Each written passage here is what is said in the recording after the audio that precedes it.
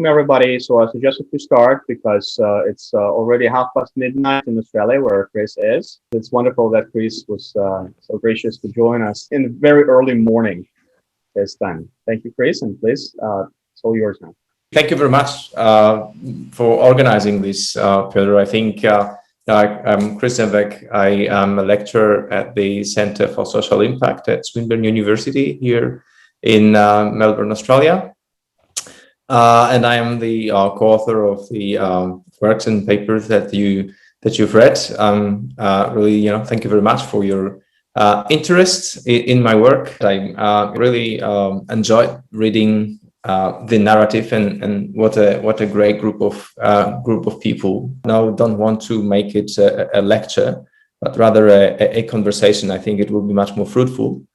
And also, my daughter, when she was little, she was presenting, when somebody asked, who is your father? She said, my father is a doctor, but not the one who cures people, but the one who just talks a lot, right? So I am, I'm an academic now, and I can talk too much, right? So I definitely want to avoid that. I definitely also, I don't have all the answers to all the questions. And no, I believe that people together are smarter than individually can. I very much believe in that. To start, you asked, I will start from the end. You've asked about my personal story. So I will start with that and then put some thoughts and responses around bottom of the pyramid and addressing poverty. And then about some thoughts around indigenous knowledge, then about well-being and what I find really going through the entire narrative. The points of really how to underlying topic is how to make a change, how to make, I think, a systemic change. So I'll speak to that, and then I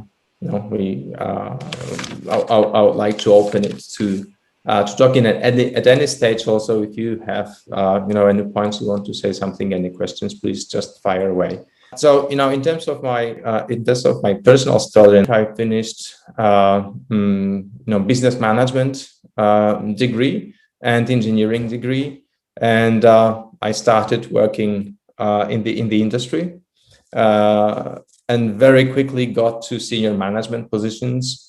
At 25 years old, I was a managing director of a multinational company, of a subsidiary of a multinational company in Europe. It was a dream job, right? All of my friends said, "Wow, that's really great." It was a massive challenge, also. So very, very exciting. But very quickly, also, I realized that there are things that are really wrong, right? And the culture is not that, and it felt often, as basically with people had a lot of the colonialist mind almost, right? No, this is the things as we do here in this country. So wherever we go, we basically try to do the same. So that doesn't make even any sense, right? You have to adapt to culture. You have to, people do things differently in different places. Then, and another thing is really where people started not having answers at all is, why do we make profit? We need to really focus. We need to make, 1 more cent on a kilo of that product. And you ask a question, okay, that's great. What's the point? Why do we have to do that? And people start looking at you as if you were from the moon. It's like, okay, why is it like that? So I started thinking, well, I actually would like to, take some time off and think about the answers. And I decided to quit the job and start my PhD. Everybody thought I was completely crazy, right? My friend said, "You're quitting your dream job to go back to the university? You're insane," right? So, well, I did. And my assumption was that there was something wrong with leadership. So I started studying leadership in my PhD, and intercultural communication, because I saw a lot of problems in that space. And halfway through my PhD, I discovered that's actually not the field. I don't think that field has all the answers. Leadership is really important, but there are many more things that are important. That was too late to change the topic. It didn't make sense. So I finished in the work in the field of leadership. And my idea was to go back to the industry also. So at the start, I wanted to go do my PhD and go back to the industry. But also I discovered, well, that's actually in academia, if there is a good place to stay, this is also a place where you can actually work and possibly have more impact. I found a great place after I finished my PhD, a couple of years after, at the Center for Social Impact at Melbourne University. There was Asia Pacific Center for Social Impact there.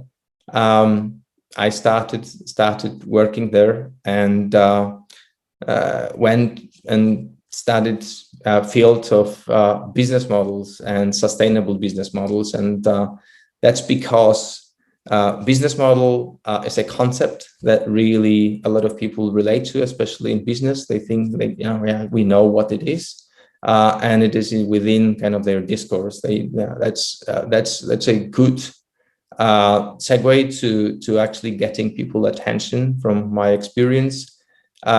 Obviously, it is not the only thing that you have to study to look at impact, but it is kind of a very good concept to get to people and start talking to them. So I think it's really important.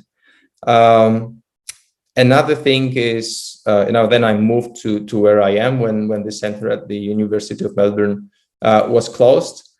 And here I am. Academia is not ideal. Also, I am still in academia just because my workplaces, both centers, really appreciate impact and practice also. But academia has a lot of problems in terms of system. I think it is often publish or perish, and you have to put a lot of time into doing things that not necessarily will have impact for practice and in the world, and that's why I think a lot of academics don't work with organizations, and as you start being disjointed from organizations, the language also changes, and you disconnect often. That's what I find is a case with many academics, and I think it's a pity, because a lot of people have great ideas and do really fantastic work. In terms of assumptions, I also discovered that my initial assumptions were wrong about leadership, and I've learned not to have too many assumptions and not to have them at all. And think grounded theory. I started from positivist approach and from quantitative research. I am now, both quant and qual, and most of my work, as you've seen, is actually using qualitative research, and a lot of that is grounded theory. And in that methodology, you better not to have assumptions, right? So I've learned not to have just go with tabula rasa and learn and observe, find patterns in the data and find patterns out there. A good thing about this is that it actually helps you to listen. I very much agree with what you said, that sometimes we listen and we hear what we want to hear. And I think part of that is that we have assumptions and we make assumptions. It's so natural for everyone. Whatever we do, whatever we go for as any kind of new field, we try to imagine it and make assumptions. And when we listen, if we listen, because often we do not, then yeah, we've got all these filters and assumptions, and often actually I agree with you. We hear what we want to hear. So kind of my answer to that is not to have assumptions and go and just look and take things as they are, and look for different patterns and learn from that. So yeah, that's about my personal story in terms of how I use my research and where it is used, what impact it has. First of all, it is used at Institute for Evolutionary Leadership with Fyodor. I know, Fyodor, you've used that for teaching your programs, and also for the Evolutionary Leadership Challenge. And you actually use it for many other things. Also, my own practice, I put it in front of investors, impact investors. One of my co-authors, Jodie York, also left academia. She is now Chief Impact Officer in an impact fund. She finds that it's actually really impactful when she puts our work in front of many people with money. And third avenue for using it and for impact is trying to connect to international communities. Recently, one of such paths is co-funding Values 20, which is V20. It is an aspiring group to be a ninth engagement group for G20. So we put forward, policy briefs and advice to global leaders, and hopefully this will be also a very impactful pathway. It's definitely not enough. I would like to be able to do more, and maybe you can also provide some thoughts around this. That would be great. So that much in terms of my personal story and responses to the final part of your narrative that I received. Now let's go and look at the bottom of the pyramid, right? So I agree again with a lot of your comments. BOP is, it has become a management field, basically, right? Part of management field. But when you look at poverty, I agree with you that multinational companies and capitalism as such is not going to solve the problem.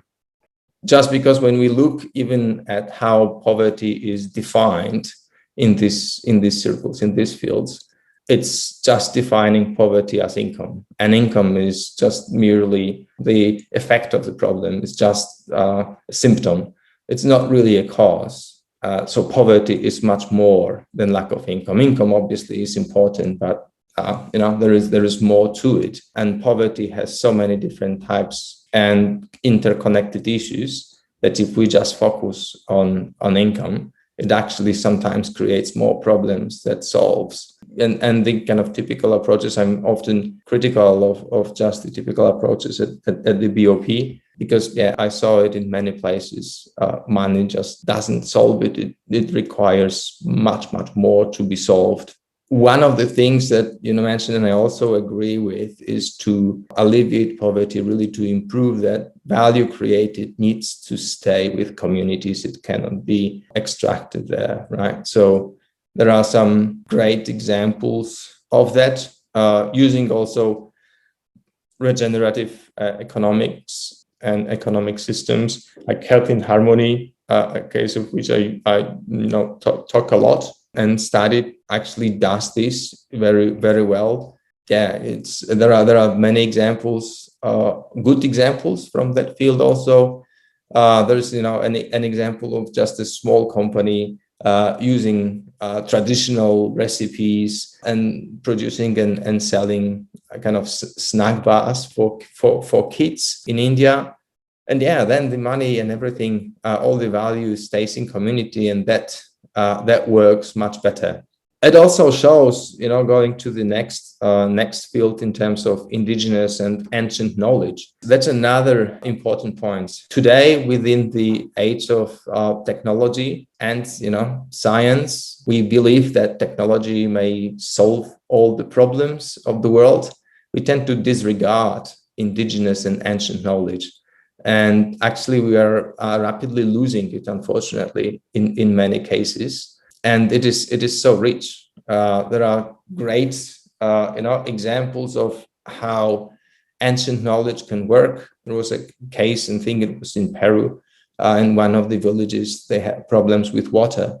And then one of the elders in the village said, well, there was a system here, it was still Mayan system that has almost 1,000 years old. And he remembered how it worked. They put it back to practice and it actually solved the problem, right? So that's really great. Indigenous knowledge is often so rich and fantastic. There is, richness in terms of healing and medicine over there. But also there is wisdom and knowledge in terms of how to take decisions, for example. If we appreciate and put some of that to practice in modern organizations and in large corporates, a lot would change, especially when you look across the different indigenous communities. It is the approach to time that really stacks out. And often we can learn quite a lot from indigenous communities in terms of time and how to understand how to approach time and how to use that in decision making. Unfortunately, there is not much happening in that. We have recently had at the university with some of my colleagues an idea of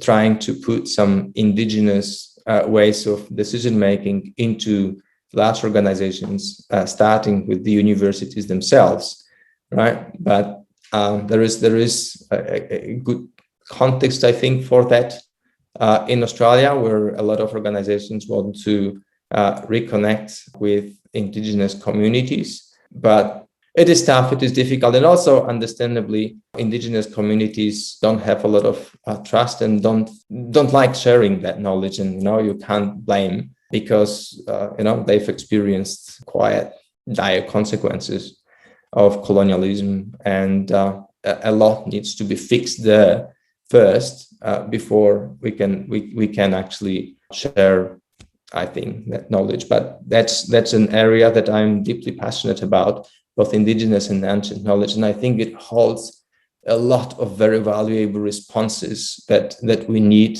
in the times where we are, especially with crisis like climate crisis and the urgency that we have. That's very important. It also is linked in a way to well-being, right? You said that you were struck, about well-being being a measure. It goes against, I think, the typical traditional capitalistic system, because when you measure success by GDP, it is actually much more is gained by somebody dying and all the services that go around this when somebody dies in a car accident, for example. So how much GDP is generated through that, than by somebody going and actually enjoying the day at the beach when swimming in clean ocean, right? So I was in a seminar where one of the economists actually was talking about and comparing the numbers, right? So what actually the difference is, and said we are actually, in terms of how success is defined through GDP, we are losing when somebody goes and enjoys the clean ocean, and so much is gained when someone dies, right? So that's right. But there are some great examples of using well-being as a measure of success, both organizational and countrywide, I think.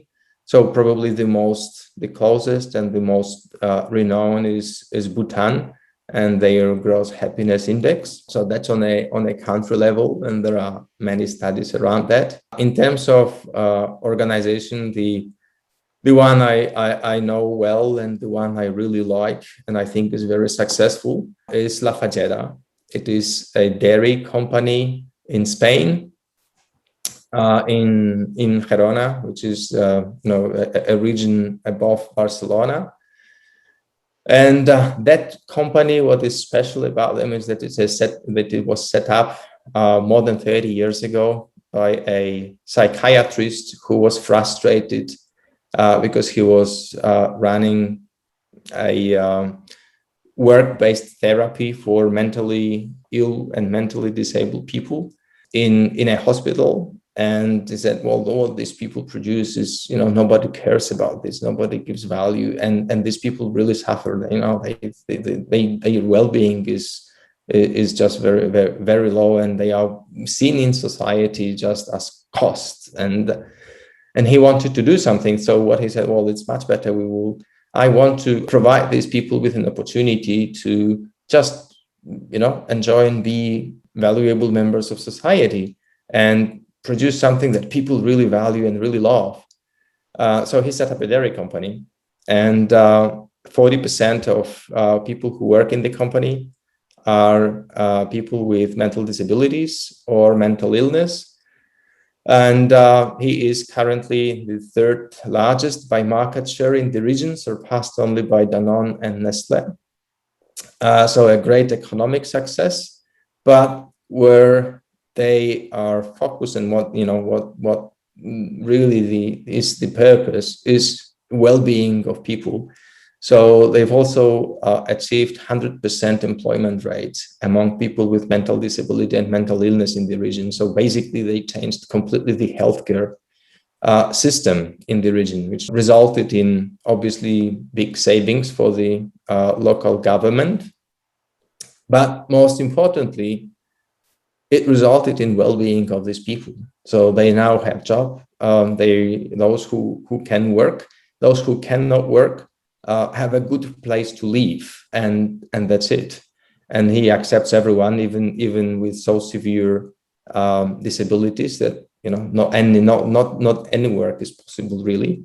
But that really works, and that model works. And what's interesting there is that in one of the interviews with the founder, he said, well, sometimes our problem is that we make too much money. And then people forget that the main purpose is not money. Money is only a tool.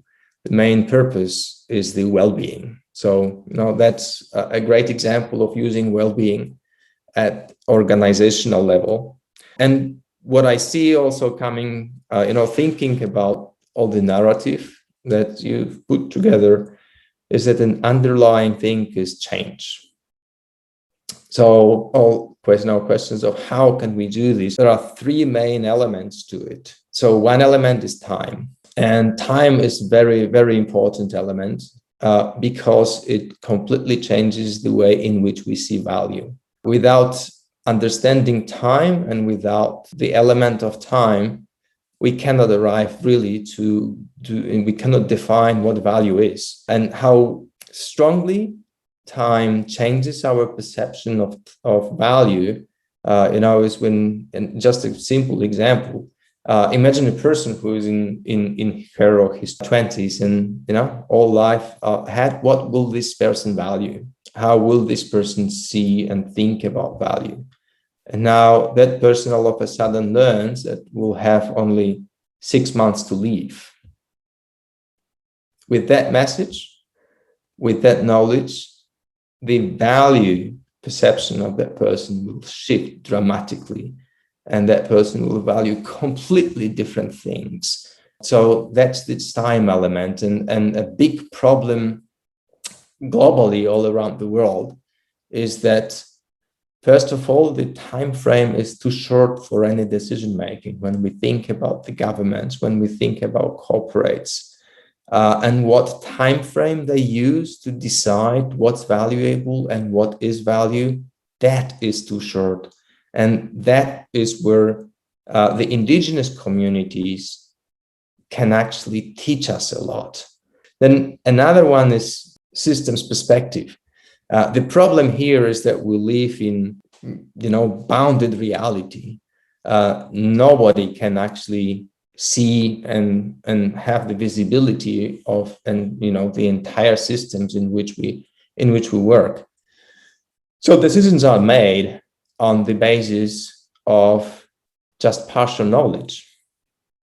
That's where together we are smart and then alone also. And a very important thing for change and for fixing things is actually that understanding and visibility of systems. There are, some great works in that place, but I think one thing that we really lack is visibility of systems. And if we can have something that allows us to understand and see systems as they change, that would really help. And the third one is values. Values also decide how we perceive value, and also decide how we listen, right? So, and we have a big crisis of values, I think, currently.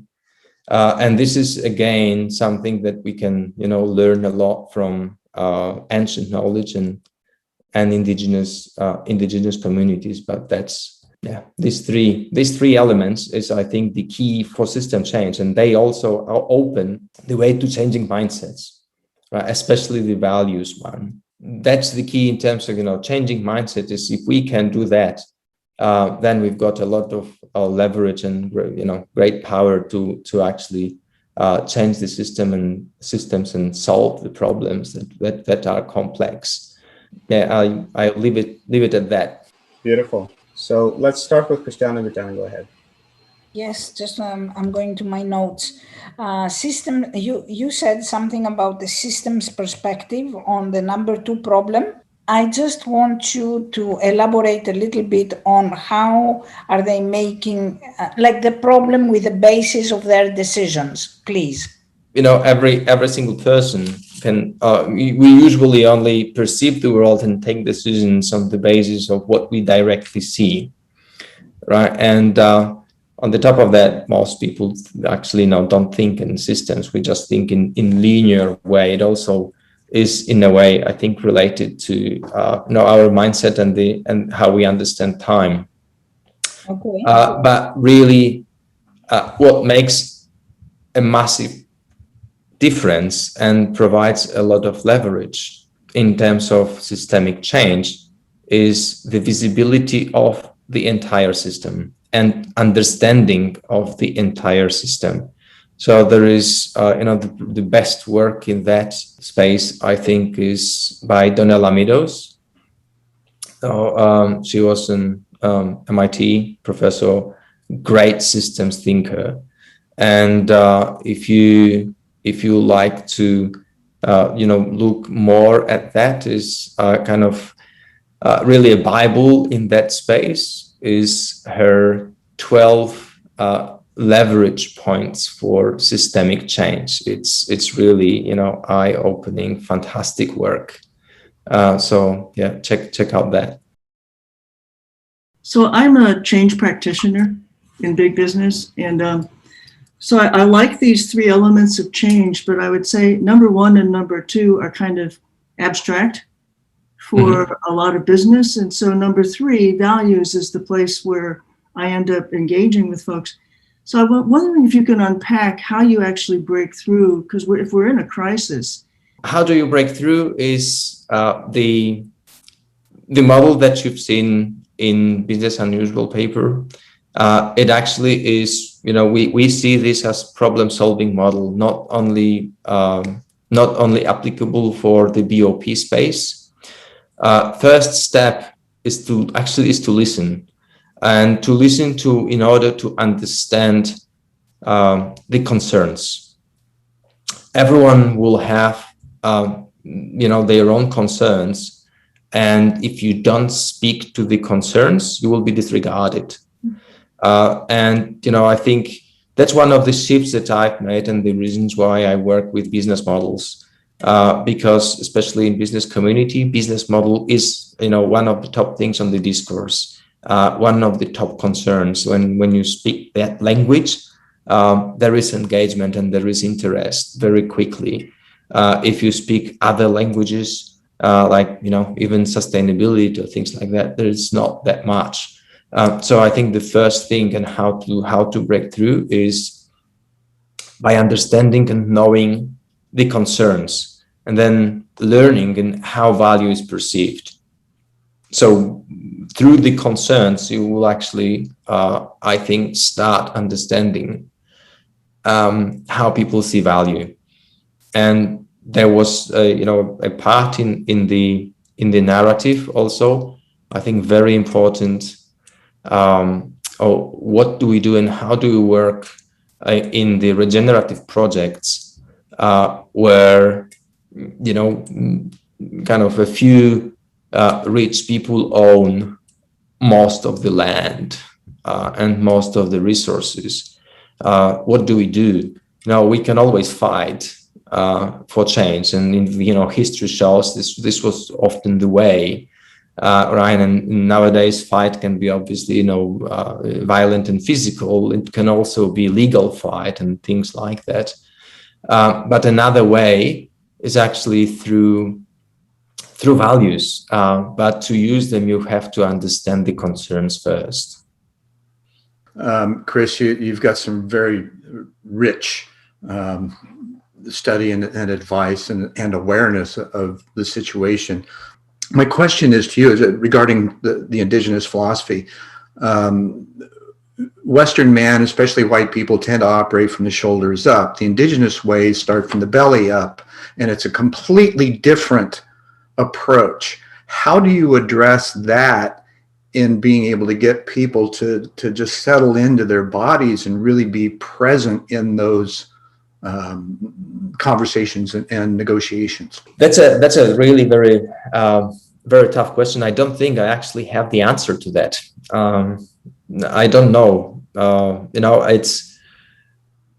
I think it is related again to time, and in a way you understand time, because then you are part of the universe, and time is part of this. So how you perceive that, and empathy here is a key also to the understanding. Now the thing is, I said I don't have an answer to that. The reason being is that it actually takes so much time because you have to emerge and understand that. This is the differences are so vast that it really takes commitment and time. Excellent. So actually, to leverage on what Zen was just saying, Donella Meadows, part of her work has gone into Otto Scharmer's work, and he's working with social presencing theater.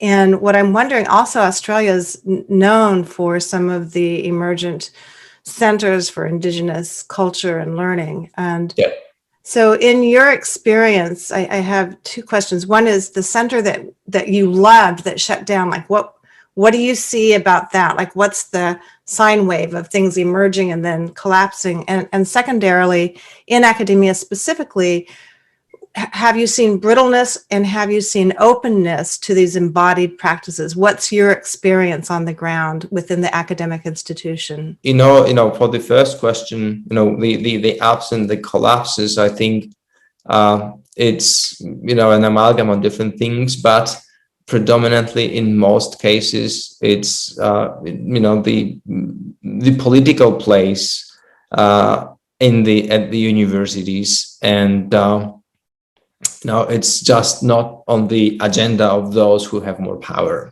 right? So I don't think it's just for the universities. It's in many large organizations that this happens. But yeah, that's, I think, the key factor in that. In terms of the experiences with the Indigenous part and Indigenous setters at universities here in Australia, there has been quite a lot of shift in last few years, and universities now really perceive that as a very important part of the strategy. Some of them invest quite a lot for setting up the centers for and put up targets also in terms of attracting Indigenous people who then finish the degrees, and also Indigenous academics. Now there is I think my Indigenous colleagues could say much more about this, and another question is to what extent and where it is, what is behind this. So with what is it driven? Is it kind of just genuine willingness to change, or is it just because things have shifted and we have to be on the wagon, otherwise we miss this and we will be perceived in the way that we don't want to? No, that's another question. but experience, from my perspective, is that there is a lot more interest than used to be. What about support systems? How the systems might change to provide better support? In order to change the systems, you have to put in support, and that's one of the reasons why reorganizing models are so dynamic, and that's why they are so difficult to understand from the traditional business perspective, because they change so much and so vastly, right? So at the start, a lot of these models need just donations and things from what we see when they set up, and start kind of creating more traditional income much later on. And one of the reasons for that is that, you have to put a lot of the support system first. And, we had a great session today. I ran a class on social innovation and social entrepreneurship, and we had as a guest speaker one of the leading Australian social entrepreneurs, serial social entrepreneurs. And one of the things that he touched upon is precisely the support systems, and said, well, that's something that a lot of investors do not understand. And that's one of the reasons where, especially at the start, we cannot provide in social entrepreneurship financial returns that are comparable to traditional market returns. But they are part of the models, definitely, right? So, and you can see that when you look at the business models through the activity system perspective.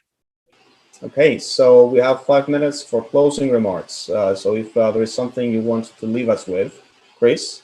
No, excellent. I know I would have many questions also, but we don't have time for that. Then one thing that I want to say to Klaus is, I really loved the idea in the narrative of community-led need assessment, right?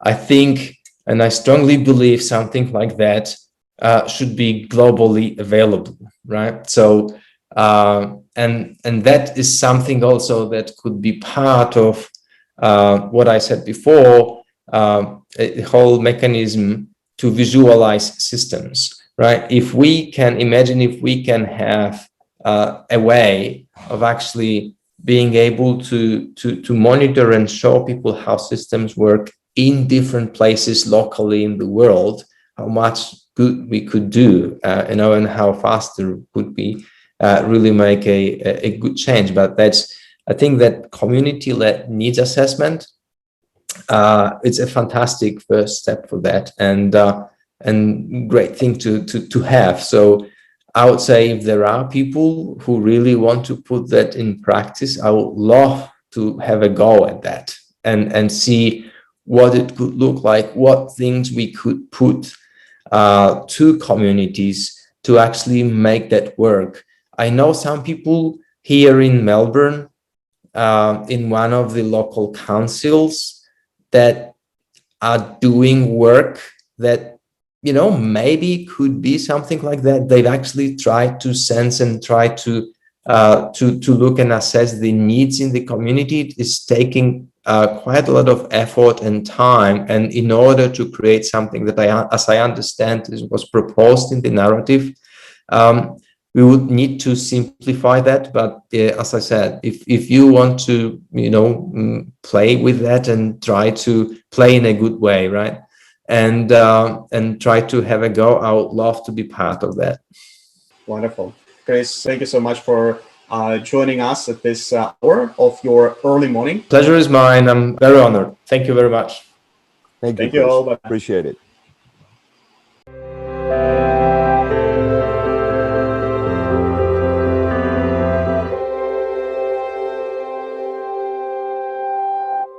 If you have any suggestions of how the work that I do can be more impactful, I would be very grateful. If you have any suggestions, please shoot me an email, connect on LinkedIn, and very happy to have conversations on that and on other topics that you may have.